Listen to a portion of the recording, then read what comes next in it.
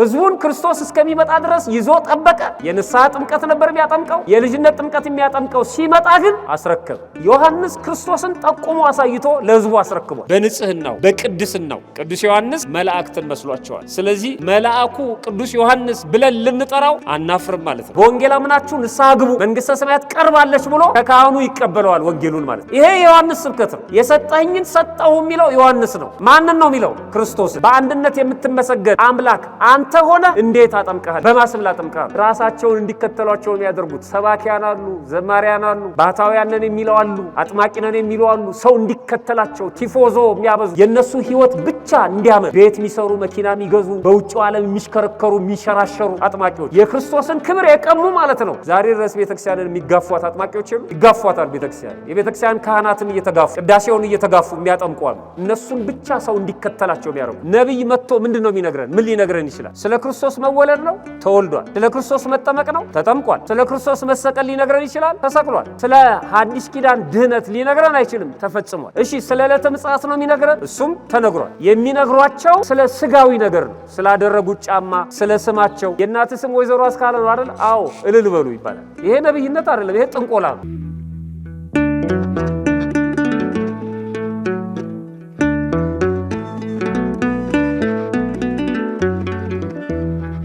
የትምህርታችን ወይም የስብከታችን ርዕስ ቅዱስ ዮሐንስ የሚል ይሆናል። ቅዱስ ዮሐንስ መጥምቀ መለኮት ማለት ነው። ስለ መጥምቀ መለኮት ወይም ስለ መጥምቁ ቅዱስ ዮሐንስ እንነጋገራለን ማለት ነው። በረከቱ በሁላችን ላይ አድሮ ይኑር። ቅዱስ ዮሐንስ በቤተ ክርስቲያን በተለየ መልኩ ነው የሚታሰበው።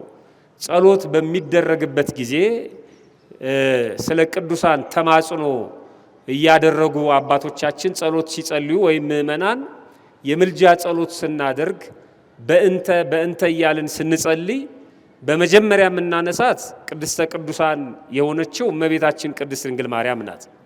ከሷ የሚቀድም ከሷ የሚበልጥ ከሷ የተለየ ቅድስናና ማዕረግ ያለው ስለሌለ ከፍጡር ወገን ማለት ነው። መጀመሪያ የምናነሳው እመቤታችን ቅድስት ድንግል ማርያም ነው። ከእመቤታችን ከቅድስት ድንግል ማርያም ቀጥሎ ግን በጣም የሚገርመው ከመላእክትም ከሌሎቹም ቅዱሳን ቀድማ ቤተክርስቲያን የምታነሳው ዮሐንስን ነው። በእንተ ዮሐንስ ብላ ማለት ነው። ስለ እናት ስለ እመቤታችን ስለ ቅድስት ድንግል ማርያም ብለ ማረን ካለች በኋላ ስላጠመቀ ስለ መጥምቀ መለኮት ስለ ቅዱስ ዮሐንስ ብለ ደግሞ ማረን ብላ ትጸልያለች። ከቅዱስ ዮሐንስ ቀጥሎ የሚመጣው ሰማዕቱ ቅዱስ ጊዮርጊስ ነው። ሊቀ ሰማዕት ስለሆነ ማለት ነው። እሱም ሰማዕትነትን በመቀበል በተቀበለው መከራ የሚመስለው ስለሌለ ማለት ነው። ከዛ ቀጥሎ ደግሞ ኢትዮጵያዊው ጻድቅ አባታችን አቡነ ተክለ ሃይማኖት ናቸው። ከዛ ቀጥሎ አቡነ ገብረ መንፈስ ቅዱስ፣ ከዛ አባ ሳሙኤል እያለ ይቀጥላል ማለት ነው። የቅዱሳን ማዕረግ አንዱ ኮከብ ከአንደኛው ኮከብ እንደሚበልጥ ጣታችንም አንዱ ጣታችን ከሌላኛው ጣታችን እንደሚበልጥ የቅዱሳንም ማዕረግ አለ ማለት ነው። ስለዚህ በቤተክርስቲያናችን ከእመቤታችን ከቅድስት ድንግል ማርያም ቀጥሎ የሚነሳው በቅድስና ቅዱስ ዮሐንስ መጥምቀ መለኮት ነው። ጌታችንና መድኃኒታችን ኢየሱስ ክርስቶስ በዮሐንስ ወንጌል ምዕራፍ 5 ቁጥር 35 ላይ ሲናገር እሱ የሚነድና የሚያበራ መብራት ነበር፣ እናንተም ጥቂት ዘመን በብርሃኑ ደስ ሊላችሁ ወደዳችሁ ይላል። የሚነድ እሳት ሆኖ ግን የሚያበራ ነው። ነዶ የሚከስም ነዶ የሚጠፋ ነዶ የሚያበቃ ሳይሆን የሚነድና የሚያበራ ሰማዕትነቱን፣ ቅድስናውን፣ ንጽህናውን፣ ቀናይነቱን ራሱ ክርስቶስ መስክሮለታል። በእንዲህ አይነት መልኩ መጽሐፍ ቅዱስ ላይ ስማቸው ጎልቶ ከሚነሳው ቅዱሳን መካከል አንዱና የመጀመሪያው ቅዱስ ዮሐንስ ነው። ከሴቶች ከተወለዱት ሁሉ እውነት ላለው ከዮሐንስ የሚበልጥ ወይም ካንተ የሚበልጥ እስከ ዛሬ ድረስ አልተነሳም ወደፊትም አይነሳም ብሎ ጌታችን መድኃኒታችን ኢየሱስ ክርስቶስ መስክሮለታል ማለት ነው። የሚገርመው በውጭው ዓለም ለምሳሌ የግብጽ ቤተክርስቲያን የልደት በዓልን የጌታችን የመድኃኒታችን የኢየሱስ ክርስቶስን የእመቤታችን የቅድስት ድንግል ማርያምን የልደት በዓል ያከብራሉ። ከፍጡራን የልደት በዓል የሚያከብሩት ከእመቤታችን ቀጥሎ የመጥምቀ መለኮት የቅዱስ ዮሐንስን የልደት በዓል ነው የሚያከብሩት። ምስራቃውያኑ ደግሞ በጣም በሚገርመው ጽንሰቱን ሁሉ ያከብራሉ። የቅዱስ ዮሐንስን የተጸነሰበትን ዕለት ሁሉ ያከብራሉ። በቤተ ክርስቲያናችንም ሁልጊዜ ዘመን ሲቀየር ርዕሰ አውደ ዓመት የምንለው መስከረም አንድን ለቅዱስ ዮሐንስ ተሰጥቶ ነው የምናገኘው። ልክ ከ2017 ጳጉሜ አልቆ ወደ 2018 ስንሸጋገር የመጀመሪያው መስከረም አንድ ቅዱስ ዮሐንስ ነው የሚባለው አይደለም። እንኳን ለቅዱስ ዮሐንስ አደረሳችሁ ነው የሚባለው ሁልጊዜም ማለት ነው በየዓመቱ። ግን እንዳለ ዓመቱ በወንጌላውያኑ መግቦት ወይም መጋቢነት ይቀያየራል። ለምሳሌ ይሄ ዓመት የባለፈው ዓመት ዘመነ ማቴዎስ ነበር። አሁን ይሄኛው ዓመት ደግሞ ዘመነ ማርቆስ ነው። ማርቆስ ከማቴዎስ ተረክቧል። ማቴዎስ ተሽሯል፣ ማርቆስ ተሹሟል ብላ ቤተክርስቲያናችን አወጃለች። ይህን ዘመን ለማስተዳደር ማለት ነው። እያንዳንዱ ወንጌላውያን በየዓመቱ ታስባቸዋለች፣ ወንጌላውያኑን ማለት ነው። እንደውም ዓመታቱ ተካፍለው ቀሪው አንድ ከሆነ ማቴዎስ፣ ቀሪው 2 ከሆነ ማርቆስ፣ ቀሪው 3 ከሆነ ሉቃስ፣ ቀሪው 0 ከሆነ ምንም ቀሪ ከሌለ ደግሞ ዮሐንስ ተብለው እንደሚሰየም ቤተክርስቲያናችን ትነግረናለች። እሱ ብቻ አይደለም፣ ከመስከረም 1 ጀምሮ እስከ መስከረም 7ም ዮሐንስ ተብሎ ይታሰባል። የሚገርመው አራቱም ወንጌላውያን ስለ መጥምቀ መለኮት ስለ ቅዱስ ዮሐንስ ተናግረዋል። አራቱም ወንጌላውያን ማለት ነው። ኢትዮጵያዊው ሊቅ በረከቱ በሁላችን ላይ አድሮ ይኑርብንና ቅዱስ ያሬድ የዜማ ብቻ አይደለም የመጽሐፍት የቅኔ ሊቅ ነው። ቅዱስ ያሬድ ንብ ማርን ከተለያዩ እጽዋቶች ቀመማ እንደምትሰራው ቅዱስ ያሬድም ለቤተ ክርስቲያን ዜማውን ያዘጋጀው ከተለያዩ ቅዱሳት መጻሕፍት ነው። ብሉያቱንም አዲሳቱንም በውጭው ዓለም የሚታወቁትንም ቅዱሳን በሙሉ አካቶ ሲዘምር ሲያመሰግን እናየዋለን። እና የመስከረም ድጓ ሊቃውንቱን እንደሚነግሩን ማለት ነው የመጀመሪያው ገና አፍ መፍቻ የሚሆነው ምስጋና ቅዱስ ያሬድ ሲጀምር ብፁዕ አንተ ብሎ ዮሐንስን ነው የሚያነሳው መመረጡን፣ ንዑድ ክቡር መሆኑን፣ ብፁዕ መሆኑን ቅዱስ ዮሐንስን መስክሮ ነው የሚጀምረው። ራሱ ቅዱስ ያሬድ እንኳን በቅዱስ ዮሐንስ መጥምቀ መለኮት ምስጋና ነው የሚጀምረው ዓመቱን ማለት ነው። ስለዚህ በጣም የገነነ የከበረ አባት ነው ቅዱስ ዮሐንስ። ቤተ ክርስቲያናችን ቅዱስ ዮሐንስን በተመለከተ በተለያዩ ቅጽሎች ትጠራዋለች። አሁን መጥምቀ መለኮት የምንለው ከሌሎቹ ዮሐንሶች ለመለየት ነው። ሐዋርያው ዮሐንስ አለ ለምሳሌ ወንጌላዊ ማለት ነው። ከዚህ ለመለየት ጌታን ያጠመቀው ዮሐንስ ብለን እንጠራዋለን። ቅዱስ ዮሐንስ የተወለደው ሰኔ 30 ነው። እረፍቱ 2 ጊዜ ነው የሚከበረው። አንደኛው መስከረም 2 አንገቱ የተቀላበት ነው። አንገቱ ሲቀላ ቀሪው አካሉ አርፏል። አንገቱ ግን 15 ዓመት ሕይወት ዘርታ ወይም ክንፍ ተሰጥቷት እየዞረች አስተምራለች። መጨረሻ በሊቢያ በረሃ አርፋ ከ15 ዓመት በኋላ ሚያዝያ 15 ቀን አርፋ በድኑ ባለበት ቦታ እንደገና ድጋሚ ተቀብራለች ማለት ነው። ስለዚህ ሚያዝያ 15ንም እናከብራለን። አንገቱ ያረፈችበት ነው። አንገቱ የተቀላበትን መስከረም 2ን እናከብራለን።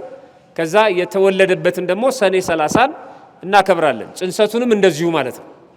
በረከቱ በሁላችን ላይ አድሮ ይኑር። በጣም የሚገርም ነው። 7 ዋና ዋና የሚገለጽባቸው ወይም ግብሩን የሚጠቁሙ ስሞች አሉት። የግብር ስም አለው ቅዱስ ዮሐንስ። እነዚህ በሁሉም የሚታወቁ ናቸው። ቅዱሳት መጻሕፍትም አብረው ተባብረው የሚመሰክሯቸው ናቸው። ቤተክርስቲያናችን ቅዱስ ዮሐንስ መጥምቀ መለኮትን በ7 ቅጽል ስሞች ታከብረዋለች። በነገራችን ላይ ዮሐንስ በጣም የሚገርም አባት ነው። እንደነገርኳችሁ ይኸውላችሁ ነብይ ነው፣ ትንቢት ተናግሯል። ካህን ነው፣ ክርስቶስን አጥምቋል። ሐዋርያ ነው፣ ስለ ክርስቶስ ሰብኳል። ሰማዕት ነው፣ እንደነ ቅዱስ ጊዮርጊስ ማለት ነው፣ በሰማዕትነት አልፏል። በጠቅላላ ሁሉም አሁን በቅድስና ደረጃ ያሉ አባቶች የሚከፋፈሉበትን የማዕረግ ክፍፍል ቅዱስ ዮሐንስ ሰብስቦ ይዟቸዋል። አንድ ሰው ቅዱስ ከሆነ በቂ ነው። ግን ቅዱሳን ሰማዕታት አሉ፣ ቅዱሳን ጻድቃን አሉ፣ ቅዱሳን ካህናት አሉ፣ ቅዱሳን ሐዋርያት አሉ፣ ቅዱሳን ነቢያት አሉ። ቅዱስ ዮሐንስ መጥምቀ መለኮት ሁሉንም ነው። ሐዋርያም ነው፣ ነቢይም ነው፣ ሰማዕትም ነው፣ ካህንም ነው፣ ባህታዊም ነው። በጣም የሚገርም በጣም የተለየ ነው። እንደውም ኢትዮጵያ ውስጥ እያሰብ ነው አይደለም ቅዱስ ዮሐንስ መጥምቀ መለኮትን ማለት ነው። እየተማጸንበት አይደለም፣ ስሙንም እየጠራ ነው አይደለም። እነዚህ ሰባቱ እሱ የሚጠራባቸውን ስሞች ከዚህ ቀጥሎ እናያለን ማለት ነው። በረከቱ በሁላችን ላይ አድሮ ይኑር። በእውነት ትላንትና መስከረም 7 ነው፣ ዛሬ መስከረም 8 ነው። እስከ ትላንትና ድረስ ዘመነ ዮሐንስ ተብሎ ይጠራል። ዛሬም አባቱ የሚታሰብበት ነው ዘካርያስ። ስለ ቅዱስ ዮሐንስ መጥምቀ መለኮት ቤተክርስቲያናችን እስከ ይሄ የመስከረምን ወር ጨርሶ እስከ ህዳር ድረስ በድጓው ቅዱስ ያሬድ እያነሳ ያመሰግነዋል። የመጀመሪያው ቅዱስ ዮሐንስ መጥምቀ መለኮት ከሚታወቅበት ማዕረግ ወይም ስም የክብር ስም አንዱ መልአክ የሚለው ነው። ዮሐንስ እንደኛ ስጋ ለባሽ ነው።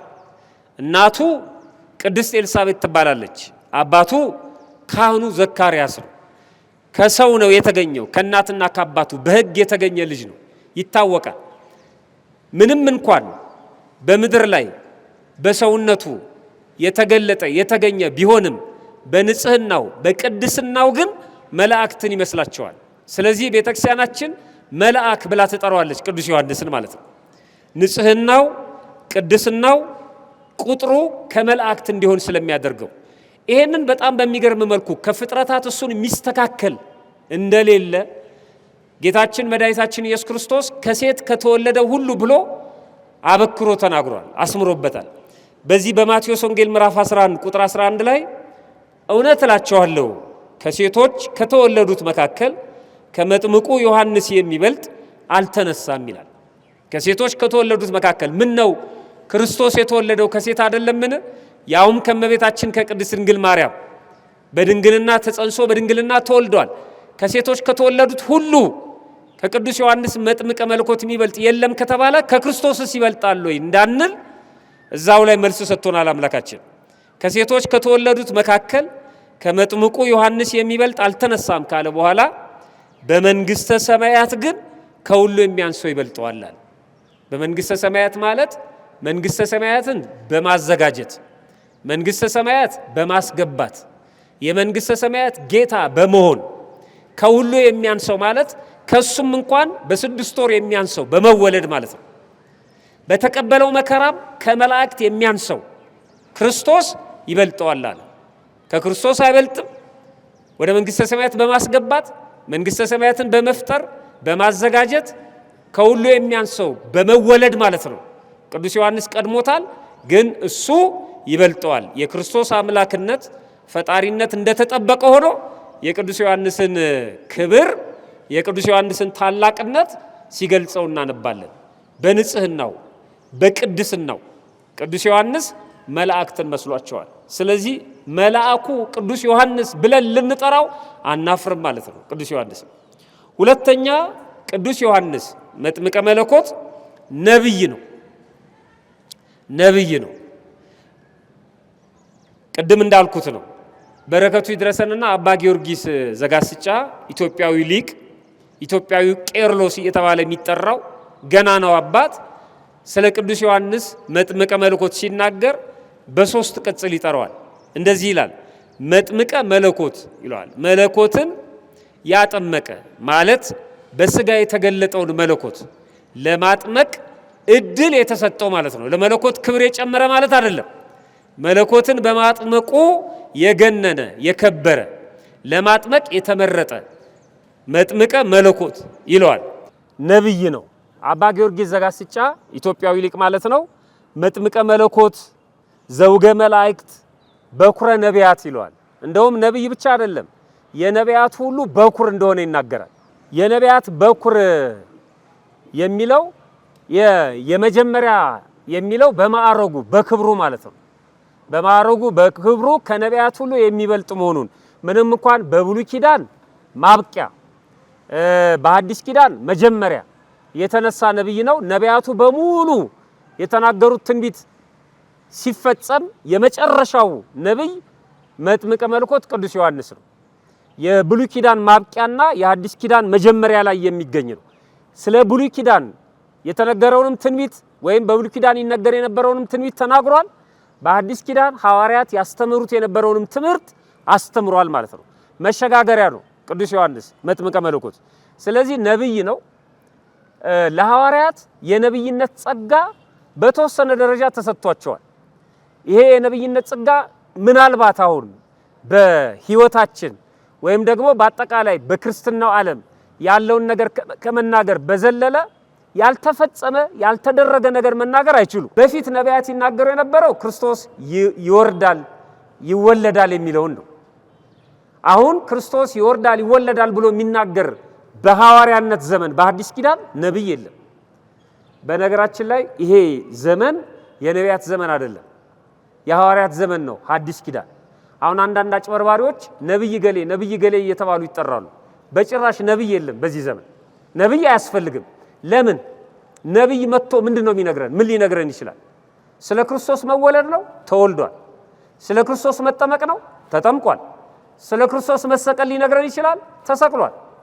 ስለ ሐዲስ ኪዳን ድህነት ሊነግረን አይችልም፣ ተፈጽሟል። እሺ ስለ ዕለተ ምጽአት ነው የሚነግረን፣ እሱም ተነግሯል። ምን አለ ያልተነገረ? ኃጥአን በግራ እንደሚቆሙ ጻድቃን በቀኝ እንደሚቆሙ አልተነገረ? ተነግሯል። ስለ ገሃነመ እሳት ተነግሯል። ስለ መንግስተ ሰማያት ተነግሯል። ምን ያልተነገረ ነገር አለ? ምንም የለም። ታዲያ ለምንድን ነው ሰዎች ነብይ ነን ብለው ሰው አዳራሽ ሰብስበው የሚጮሁት? የሚነግሯቸው ስለ ስጋዊ ነገር ነው። ስላደረጉት ጫማ፣ ስለ ስማቸው። የእናት ስም ወይዘሮ አስካለ ነው አይደል? አዎ እልል በሉ ይባላል። ይሄ ነብይነት አይደለም፣ ይሄ ጥንቆላ ነው። ይሄ ደግሞ በስልክም በዘመናዊ መረጃ መናገር ይቻላል። ነብይነት ይሄ አይደለም። ነገ አሜሪካ ሀገር ትሄዳለህ ብሎ አንድ ሰው ቢናገር ነብይነት አይደለም። ዶክመንት ካሟላ ትሄዳለህ፣ ካላሟላ ትወድቃለህ። ይሄ የአሜሪካ ኤምባሲ ሰራተኞች መብት ነው።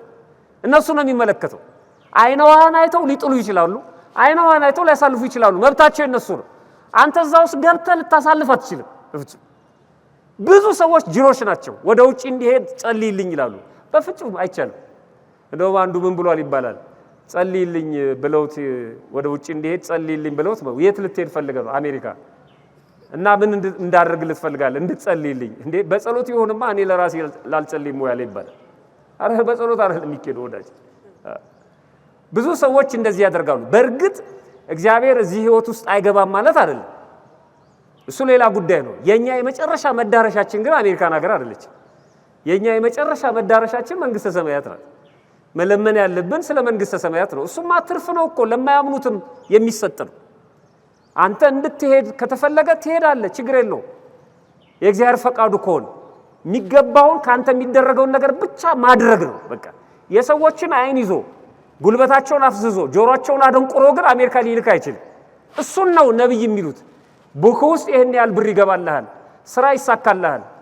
በጣም በሚያሳዝን መልኩ አንዱን ሰው የሆነ አዳራሽ ውስጥ አቆሙትና አሁን ስራ እንጀራ በእንጀራ ገበያ በገበያ ስትሆን ይታየኛል አለው ሰባኪው ማለት ነው። ከዛ አዳራሹ በሙሉ አሜን አለ። በቃ አሁን እንጀራ በእንጀራ በወረፋ ነው ስራ፣ በቃ በጠቅላላ ሱቅ በገዢ ተጠለቅልቋል አለ። ከዛ መጨረሻ ላይ ስራ ምንድነው ሲለው እንዴ እኔ እኮ አስከሬን ሳጥን ነው መሸጠው አለ። እና ያየው ምንድነው ማለት ነው? ብዙ ሰው ሲሞት ነው ማለት ነው። ውሸት ነው ይሄ፣ ውሸት ነው። ሰውን ማወናበድ ነው፣ የማይሆን ነገር ውስጥ መክተት ነው። ነብይነት እሱ አይደለም። የቅዱስ ዮሐንስ መጥምቀ መለኮት ነብይነት በጣም የሚገርም ነው። ስለ ድህነት ነው ይተነብይ የነበረው፣ ስለ ክርስቶስ ነው ይናገር የነበረው፣ ስለ ሰዎች ነፍስ መትረፍ ነው። ከጨለማ ወደ ብርሃን ከኃጢአት ወደ ጽድቅ ስለሚወጡበት ህይወት ነው ይናገር የነበረው ነብዩ ማለት ነው። ስለዚህ ነብይ ነው አባ ጊዮርጊስ መጥምቀ መለኮት ዘውገ መላእክት በኩረ ነቢያት ብሎ የተናገረለት ድንቅ ነብይ ነው። በብሉይ ኪዳን መጨረሻ በሐዲስ ኪዳን መግቢያ ላይ ሆኖ ትንቢት ተናግሯል። ለምሳሌ አንዱን እንመልከትለት። የማቴዎስ ወንጌል ምዕራፍ 3 ቁጥር 11 ላይ እንዲህ ይላል፣ እኔ ለንስሐ በውሃ አጥምቃቸዋለሁ፣ ጫማውን እሸከም ዘንድ የማይገባኝ ከኔ በኋላ የሚመጣው ግን ከኔ ይልቅ ይበረታል። ተመልከቱ የሚናገረው ንግግር በጣም የሚገርም ነው። ጫማውን መሸከም እንኳን አይገባኝም ማለት፣ የሱን ጫማ መያዝ ጠፈሩን መፍታት አይገባኝም ማለት፣ ከኔ በኋላ የሚመጣው እሱ ይበረታል አለ። በጣም የሚገርም ንግግር ደግሞ ተናገረ። ከኔ ይልቅ ይበረታል፣ እሱ በመንፈስ ቅዱስ በእሳት ያጠምቃቸዋል። መንፈስ ቅዱስን እሳት አለው። እሳት ረቂቅ ነው። እሳት አይያዝም፣ እሳት አይጨበጥም። እሳት ባህር፣ ገደል ካልከለከለው በስተቀር ሀገር አቋርጦ ማጥፋት ይችላል። ሰደድ እሳት የሚባለው ማለት ነው። መንፈስ ቅዱስም ልክ እንደዚህ ነው። እግዚአብሔር ቁጣውን የሚገልጽበት ማለት ነው። ቸርነቱ ምሕረቱ ካልከለከለው በስተቀር ሁሉን ላጥፋ ቢል ይችላል። ረቂቅ ነው፣ የማይጨበጥ የማይዳሰስ በፈቃዱ ካልተገለጠ በስተቀር። ስለዚህ መንፈስ ቅዱስን እሳት ይለዋል። በእሳት ያጠምቃቸዋል። መንሹ በእጁ ነው፣ አውድማውን ፈጽሞ ያጠራል። ስንዴውን በጎተራ ይከታል፣ ገለባውን በማይጠፋ እሳት ያቃጥለዋል። ከኔ በኋላ የሚመጣው ይበረታል እያለ መጥቷል ክርስቶስ። በጣም የሚገርመው ልክ ክርስቶስ ሲመጣ ምን አደረገ ቅዱስ ዮሐንስ? የሱን ማጥመቅ አበቃ፣ አቆመ። እኔ ላንስ እሱ ሊልቅ ይገባል አለ። የሚገርም ነው። አስረከበ ለክርስቶስ። ህዝቡን ክርስቶስ እስከሚመጣ ድረስ ይዞ ጠበቀ። የንስሐ ጥምቀት ነበር የሚያጠምቀው፣ የልጅነት ጥምቀት የሚያጠምቀው። ሲመጣ ግን አስረከበ። ዛሬ ድረስ ቤተክርስቲያንን የሚጋፏት አጥማቂዎች የሉ? ይጋፏታል ቤተክርስቲያን። የቤተክርስቲያን ካህናትን እየተጋፉ ቅዳሴውን እየተጋፉ የሚያጠምቁ አሉ። እነሱን ብቻ ሰው እንዲከተላቸው የሚያደርጉ ካህናትን የሚሳደቡ፣ ጳጳሳትን የሚሳደቡ፣ የቤተክርስቲያን ስርዓት የሚያንጓጥጡ፣ የነሱ ህይወት ብቻ እንዲያምር ቤት የሚሰሩ፣ መኪና የሚገዙ፣ በውጭው ዓለም የሚሽከረከሩ የሚሸራሸሩ አጥማቂዎች የክርስቶስን ክብር የቀሙ ማለት ነው። እነሱ የገዘፉ ክርስቶስን ያሳነሱ።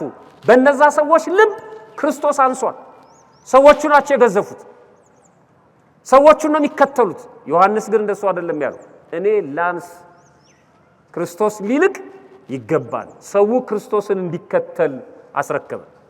እንደዚህ ናቸው ብዙ ሰዎች ራሳቸውን እንዲከተሏቸው የሚያደርጉት። ሰባኪያን አሉ፣ ዘማሪያን አሉ፣ ባህታውያን ነን የሚለው አሉ፣ አጥማቂ ነን የሚለው አሉ። ሰው እንዲከተላቸው ቲፎዞ የሚያበዙ፣ ሰውን ከእግዚአብሔር ጋር የማያገናኙ፣ ከቤተ መቅደሱ ጋር የማያገናኙ፣ ከቁርባኑ ጋር የማያገናኙ ይዘውት የሚሽከረከሩ። ያሳዝናል። ዮሐንስ ይሄንን ብሎ አስረከበ። ስለ ክርስቶስ የተናገረ፣ ስለ ድነት የተናገረ እውነተኛ ነቢይ ዮሐንስ ነው። የሚገርም ነቢይ ነው። ሶስተኛ ዮሐንስ ሐዋርያ ነው። ነቢይ ብቻ አይደለም። ነቢይነት ስለ ክርስቶስ ትንቢት መናገር ነው።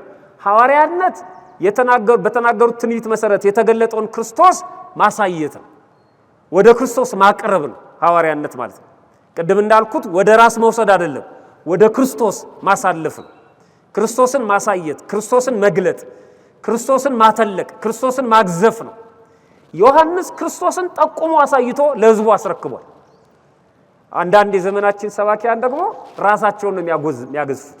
ሰባኪ የሚለውን በትምህርት ጥቅስ አስቀምጡልኝ። በየአዳራሹ የሚጮህ ሰው ሰብስበው ማለት ነው። በጣም በሚያሳዝን መልኩ ራሳቸውን ነው የሚያገዝፉት። ክርስቶስን አይደለም የሚያሳዩት። ስለ ራሳቸው ብቻ ነው የሚነግሩ። ስለሚለብሱት ልብስ፣ ስለሄዱበት ሀገር፣ ስለሚመገቡት ምግብ፣ ስለተደረገላቸው ነገር፣ ስለሚጓዙት ጉዞ ነው የሚነግሩት ለሕዝቡ። በጣም በሚያሳዝን መልኩ ዮሐንስ እንደሱ አይደለም፣ ጠቁሞ ነው ያሳየው። ከጌታ ልደት በፊት 6 ወር ቀድሞ ያስተምር ነበር። ነዋ በግው ብሎ ይሄውና የእግዚአብሔር በግ ኃጢአትን ሁሉ የሚያስወግድ እውነተኛው መስዋዕት ይሄውና ብሎ ክርስቶስን ጠቁሞ እንደማሳየት በወቅቱ ለነበረው ሕዝብ ሰብኳል። ክርስቶስን ሰብኳል። በዮሐንስ ወንጌል ምዕራፍ 1 ቁጥር 23 ላይ የጌታን መንገድ አቅኑ ብሎ በምድረ በዳ የሚጮህ ሰው ድምጽ እኔ ነኝ፣ እኔ ድምጽ ነኝ፣ ቃል አይደለሁም አላቸው። እውነተኛው የአብ የባህሪ ልጁ እውነተኛው የሥላሴ ቃላቸው ክርስቶስ ነው ብሎ ክርስቶስን ጠቁሞ አሳይቷል። ትምህርቱም ንስሐ ግቡ ነው። በማቴዎስ ወንጌል ምዕራፍ 1 ላይ ስለ ልደት ይናገራል። በማቴዎስ ወንጌል ምዕራፍ 2 ላይ ስለ ልደት ይናገራል። በማቴዎስ ወንጌል ምዕራፍ 4 ላይ ጌታችን መድኃኒታችን ኢየሱስ ክርስቶስ ከዮሐንስ ተቀብሎ ንስሐን ሲሰብክ እናነባለን። በትክክል ዮሐንስ ራሱ እግዚአብሔር ያዘጋጀው እንደሆነ የምታውቁት በጣም በሚገርም መልኩ በዚህ ነው። ዮሐንስ ንስሐ ግቡ እያለ ነበር የሚያስተምረው። ክርስቶስ ሲመጣም የመጀመሪያ ስብከቱ ንስሐ ነው። ሁለቱን ላሳያችሁ። የማቴዎስ ወንጌል ምዕራፍ 3 ላይ የዮሐንስ ስብከት ተጽፏል። በዚያም ወራት ይላል ማቴዎስ 3 ቁጥር 1 ላይ መጥምቁ ዮሐንስ፣ እየሰማችሁ ነው አይደል? በዚያም ወራት ማን? መጥምቁ ዮሐንስ ያጠመቀው ክርስቶስን ያጠመቀው ዮሐንስ መንግስተ ሰማያት ቀርባለች ንስሐ ግቡ ብሎ በይሁዳ ምድረ በዳ እየሰበከ መጣ ይላል። ዮሐንስ ራሱን የገለጠው በዚህ ነው። 6 ወር በበረሃ ውስጥ ነው ያለው። በረሃ ውስጥ ካሳለፈ በኋላ ራሱን የገለጠው ማለት ክርስቶስ ልደት በፊት ያለው 6 ወር ማለት ነው።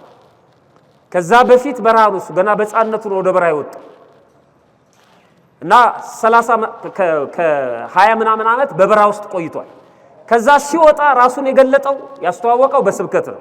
እየሰበከ መጣ ይላል። ከዛስ የማርቆስ ወንጌል ምዕራፍ 1 ላይ ስታነቡ ቁጥር 14 ላይ ዮሐንስ አልፎ ከተሰጠ በኋላ ከታሰረ በኋላ ማለት ነው ኢየሱስ የእግዚአብሔርን መንግስት ወንጌል እየሰበከና ዘመኑ ተፈጸመ፣ የእግዚአብሔርን መንግስት ቀርባለች፣ ንስሐ ግቡ፣ በወንጌል እመኑ እያለ ወደ ገሊላ መጣ ይላል። ዮሐንስ ንስሐ ግቡ አለ፣ ክርስቶስም ንስሐ ግቡ የሚለውን ስብከት ተቀብሎ መጣ። ቤተክርስቲያናችን ይሄንን ትዕይንታዊ በሆነ መልኩ ትገልጸዋለች። ቅዳሴ ላይ ወንጌል ከመነበቡ በፊት ወንጌሉን ይዞ ይወጣና ካህኑ ለንፍቁ ቄስ ለረዳቱ ቄስ ይሰጠዋል የክርስቶስን ወንጌል። ረዳቱ ቄስ ደግሞ መልሶ ይሰጠዋል። የሰጠኸኝን ሰጠው ብሎ ማለት ነው። ነሱ ወእመኑ እስመ ቀርበት ይእቲ መንግሥተ ሰማያት፣ ዲያቆኑ ንስሐ ግቡ፣ በወንጌል አምናችሁ ንስሐ ግቡ መንግሥተ ሰማያት ቀርባለች ብሎ ከካህኑ ይቀበለዋል ወንጌሉን ማለት ነው። ይሄ የዮሐንስ ስብከት ነው። የሰጠኸኝን ሰጠው የሚለው ዮሐንስ ነው። ማንን ነው የሚለው? ክርስቶስን። ንስሐ እንዲገቡ እንዲዘጋጁ እኔ ልከህላቸው ነበር ከ6 ወር በፊት አዘጋጅቼ ጨርሻለሁ፣ የሰጠኝን እንካ ይለዋል፣ ያስረክበዋል ማለት ነው። በጣም በሚገርም መልኩ ይሄን ቤተክርስቲያናችን ትገልጸዋለች። አንዳንድ ጅላጅል ሰው ቤተክርስቲያን ወንጌልን አትሰብክም ይላል። ወንጌልን እኮ በድምጽ ብቻ አይደለም በትዕይንት ነው የምትሰብከው ቤተክርስቲያን። ስለማይገባን ነው፣ ስለማንረዳው ነው። በጣም በሚገርም መልኩ ነው የምትነግረን። ዮሐንስን ክርስቶስን ካህናቱ የሚሰሩት ትዕይንት እሱ ነው። የዮሐንስና የክርስቶስ ምሳሌ ነው። ወንጌልን የሚቀባበሉት አደራውን ነው። ንስሐ ግቡ የሚለውን ስብከት ክርስቶስ ለዮሐንስ ሰጠው። ክርስቶስ ለዮሐንስ ከሰጠው በኋላ ዮሐንስ ሰብኮ ሲጨርስ መልሶ ለክርስቶስ አስረከበው። ክርስቶስም ንስሐ ግቡ ብሎ እያለ እየሰበከ ታየ ይለናል። በትክክል ክርስቶስ የላከው ነቢይ ሐዋርያ እንደሆነ የምናረጋግጥበት አንደኛው መንገድ ይሄ ነው ማለት ነው። በረከቱ በሁላችን ላይ ድሮ ይኑር በእውነት። አራተኛው ዮሐንስ ካህን ነው። ካህን ነው። እግዚአብሔር ይፍታ የማለት ስልጣን የተሰጠው ካህን፣ የማጥመቅ ስልጣን፣ ልጅነት የመስጠት ማለት ነው። ይሄ ማጥመቅ ከስጋ ደዌ አይደለም። ከስጋ ደዌ ማጥመቅ እኮ በጣም ትንሽ ነገር ነው። ሰው ዝም ብሎም ገብቶ ጠበል ውስጥ ድኖ ሊወጣ ይችላል። እሱ አይደለም። የልጅነት ጥምቀት፣ የጸጋ ልጅነት፣ የሥላሴ ልጅነትን ማሰጠት የሚገርም ነው። ይሄ ክህነት ክርስቶስን በማጥመቁ ታውቋል። ክህነት እንዳለው አባቱ ያሳደረበት ሀብተ ክህነት መንበሩ ላይ አስቀምጦ፣ ታቦቱ ያለበት መንበር ላይ አስቀምጦ ጸልዮ ሀብተ ክህነት አሳድሮበታል። ስለዚህ ካህን ነው። አባቶቻችን ካህናትን ይፍቱኝ እንደምንለው መጥምቀ መለኮት ቅዱስ ዮሐንስንም ልንጸልይ ልንማልደው ስለ ኃጢአታችን ስርየት ልንለምነው ይገባል። ድፍረት አለን ማለት ነው። ስለዚህ መጥምቀ መለኮት ካህን ነው። ክርስቶስን አጥምቋል። እንደውም ሲያጠምቀው አንተን ላጠምቅ እኔ አይገባኝም ብሎ ከልክሎት ነበር። በፍጹም እኔ በአንተ እጅ እጠመቃለሁ እንጂ አንተ በእኔ እጅ አትጠመቅም ብሎት ነበር። አይ ግድ ነው ሕግ መፈጸም አለብን ብሎ ሲያስገድደው ግን እንዲህ አለው፣ ስመ አብ ብከ፣ የአብ ስም ባንተ አለ፣ ወስመ ወልድ ለሊከ፣ የወልድ ስም ደግሞ ያንተ ነው፣ አንተ ወልድ ነው የምትባለው፣ ወስመ መንፈስ ቅዱስ ሕያው ውስቴትከ፣ የመንፈስ ቅዱስም ስም መንፈስ ቅዱስም ባንተ ህልው አለ፣ ባዕደ አጠምቅ በስምከ ወበስመ መኑ አጠምቅያከ፣ ባዕድ የሆነውን ወይም ሌላውን ባንተ ስም አጠምቃለሁ፣ አንተን ግን ወልድ የምትባለውን አንተን በወልድ ስም አላጠምቅህም። አብ የባህሪ አባት ሆኖ በአብ ስም አላጠምቅህም። መንፈስ ቅዱስ የባህሪ ሕይወት ሆኖ በመንፈስ ቅዱስም እንዴት አጠምቅሃለሁ? አብም ወልድም መንፈስ ቅዱስም በአንድነት የምትመሰገን አምላክ አንተ ሆነ እንዴት አጠምቅሃለሁ? በማስም ላጠምቅሃለሁ። ያን ጊዜ ክርስቶስ እንዲህ አለው፣ ስታጠምቀኝ እንዲህ ብለህ አጥምቃለሁ። ወልዱ ለቡሩክ ከሳቴ ብርሃን አንተ ካህኑ ለዓለም በከመ ሲሜቱ ለመልከ ጼዴቅ፣ እንደ መልከ ጼዴቅ ስርዓት ክህነት የባህሪ የሆነ አምላክ የዓለምን ኃጢአት በሙሉ ለማስተሰረይ የመጣ በባህሪ ክህነት የዓለም ሁሉ ካህን ይሆንክ አንተ ነህ። ክህነት የባህሪ ነው እያልክ አጥምቀኝ አለው። በዚህ ተስማምተው ወደ ዮርዳኖስ ወረዱ።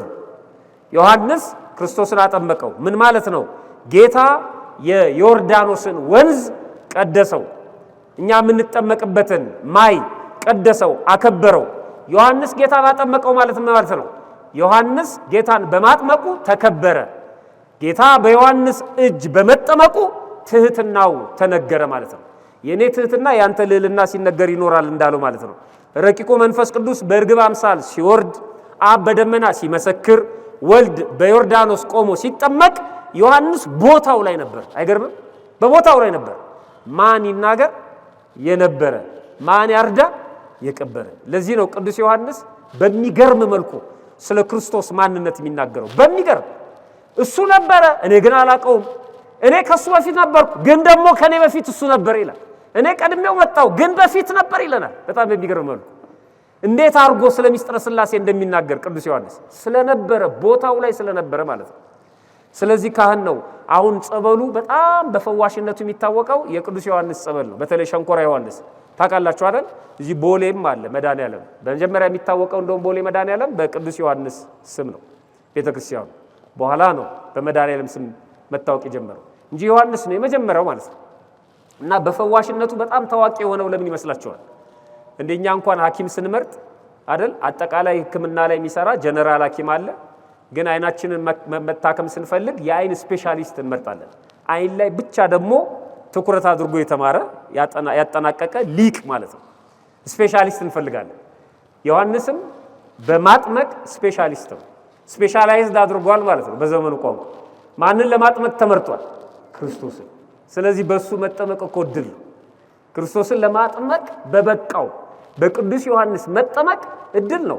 እና የቅዱስ ዮሐንስ ጸበል ታምረኛ ባይሆን ነበር የሚደንቀን አይደል? የበረከቱ በጣም የተለየ ነው።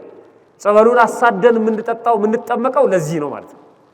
ስለዚህ ካህን ነው፣ ፈዋሽ ነው፣ የኃጢአት ስርየት መስጠት ይችላል ማለት ነው። አምስተኛ ዮሐንስ ሰማዕት ነው። ሁላችንም እንደምናውቀው መስከረም 2 አንገቱ ተሰይፎ በሰማዕትነት ነው ያለፈው። ሰማዕት ነው። በሄሮድስ አማካይነት የወንድሙን ሚስት ሊያገባ አስቦ የወንድምን ሚስት ማግባት አትችልም ብሎ አንገቱን አስቆርጦታል። ይሄ መስከረም 2 ላይ ታሪኩ ሲተረክ ስለነበረ የምታውቁት ስለሆነ ወደዛ አልሄድም። ግን አንገቱ ክንፍ ተሰጥቷት 15 ዓመት ስታስተምር ቆይታ በኋላ ላይ በሊቢያ በረሃ ሚያዝያ 15 ቀን አርፋ በድኑ ባለበት ቦታ ላይ አንድ ላይ ተቀብሯል። በማቴዎስ ወንጌል ምዕራፍ 14 ላይ ታሪኩ ተጽፏል። ገድሉንም በስንክሳሩ ላይ መስከረም 2 ላይ ተጽፏል። ማንበብ እንችላለን፣ ሰዓት ስለሌለን ነው። ስድስተኛ ዮሐንስ ድንግል ነው፣ ባህታዊ ነው። በጣም የሚገርም መናኝ ነው። አሁን የባህታዊ ጥማት ያለባችሁ ሰዎች ያላችሁ አይደል? ቢጫ የለበሰ ሁሉ ባህታዊ ይመስላችሁ፣ ጸጉሩን ያስረዘመ በሙሉ ባህታዊ ይመስላችሁ። አንዳንድ ከተማ ውስጥ የሚያወደለድሉ ጸጉራቸውን ያስረዘሙ ሰዎች ባህታዊ ብለው ይጠሯቸዋል ሰዎች። እነሱም ደግሞ አያፍሩም፣ አቤት ይላሉ። በጣም ከተማ ውስጥ ባህታዊ የለም ወዳጅ፣ የለም። ከተማ ውስጥ ሐዋርያ ሊኖር ይችላል። ሐዋርያ ማለት ሆረ ከሚለው ግስ የወጣ ነው ይላሉ ሊቃውንት። ሐያጅ ማለት ነው። ሐዋርያ ማለት እየተዘዋወረ የሚያስተምር ማለት ነው። ከአንድ ሀገር አንድ ሀገር እየተዘዋወረ ጸጉሩን አስረዝሞ የላመ የጣመ እየበላ በየሆቴሉ እየተገኘ ባህታዊ ብሎ ነገር የለም። በዓት ማለት ቦታ ማለት ነው። ምን ማለት ነው አልኳችሁ? ቦታ። በዓት ማለት ቦታ ማለት ነው። ባህታዊ ማለት ምን ያለው ማለት ነው? ቦታ ያለው ተወስኖ ዘግቶ የሚጸልይ ማለት ነው። ስለዚህ አሁን መርካቶ ላይ ያገኛችሁትን ሰው እንዴት ባህታዊ ትሉታላችሁ? ይሄማ ዘዋሪ ነው። ባህታዊ ዘዋሪ አይደለም፣ መምረጥ አለብን። ተወስኖ የሚኖር ዘግቶ የሚኖር በበዓት ተወስኖ የሚኖር ማለት ነው። በዓት ያለው ማለት ነው። ስለዚህ የባህታዊ ጥማት ያላችሁ ቢጫ ለባሽ የምታሳድዱ ዮሐንስን ተማጸኑት። እውነተኛ ባህታዊ ሰው፣ እውነተኛ ባህታዊ፣ እውነተኛ መናኝ፣ ንጹህ ጿሚ ታራሚ፣ የግመል ጸጉር ይለብስ ነበር፣ ጠፍር ይታጠቅ ነበር አይደል መጽሐፉ ይላል። እሱ በወገቡ ጠፍር ይታጠቅ ነበር፣ ልብሱ የግመል ጸጉር ነው። እርቃኑን በበረሃ የኖረ ማለት ነው። ገና በህፃንነቱ ወደ በረሃ ይሄደ፣ ማንም ያላደረገው እውነተኛ መናኙ አባቴ ብለን ብንጠራው የሚደርስልን ማለት ነው። ስለዚህ መናኝ ባህታዊ ነው ቅዱስ ዮሐንስ። ምንድነው የሚለው የማቴዎስ ወንጌል ምዕራፍ 3 ላይ? ራሱ ዮሐንስ የግመል ጸጉር ልብስ ነበረው፣ በወገቡ ጠፍር ይታጠቅ ነበር፣ ምግቡ አንበጣና የበረሃ ማር ነበር ይላል። የሚገርም የባህታዊው የቅዱስ ዮሐንስ መጥምቀ መለኮት ረድኤትና በረከት በሁላችን ላይ ድሩ ይሁን። ሰባተኛውና የመጨረሻው ዮሐንስ ቃለ አዋዲ ወይም አዋጅ ነጋሪ ይባላል። አዋጅ ነጋሪ የአዋጅ አዋጅ ወይም ደግሞ አዋጅ ነጋሪ ተብሎ ይጠራል በቤተክርስቲያናችን። አንድ ነገር ላስታውሳችሁ። በሰሞነ ሕማማት ሥርዓተ ስግደቱ እየተከናወነ ጥቁር የለበሰ ትንሽ ልጅ ዲያቆን የመጾር መስቀል ይዞ በሕማማት መስቀል ስለሌለ እሱን አይዝም እና ቃለ አዋዲ ወይም ደውል ይዞ ጥቁር ለብሶ ቤተክርስቲያኑን እየዞረ ቃጭል እየመታ ታያላችሁ አይደል? አይታችሁ አታውቁ? እሱ ማለት የቅዱስ ዮሐንስ መጥምቀ መለኮት ምሳሌ ነው። አዋጅ እየነገረ ነው። ከዚህ ቀጥሎ እንዲህ ነው የሚሆነው፣ የእስካሁኑ እንዲህ ነበር እያለን ነው። ውስጥ ያሉት አባቶች ናቸው የሚልኩት፣ ውጪ ላለኑ ሰዎች ማለት ነው። ይዞራል አዋጅ እየነገረ ቅጭል ቅጭል ቅጭል እያደረገ። ዮሐንስ እሱ ነው ክርስቶስ ከመምጣቱ በፊት ይሄንን ያደረገው።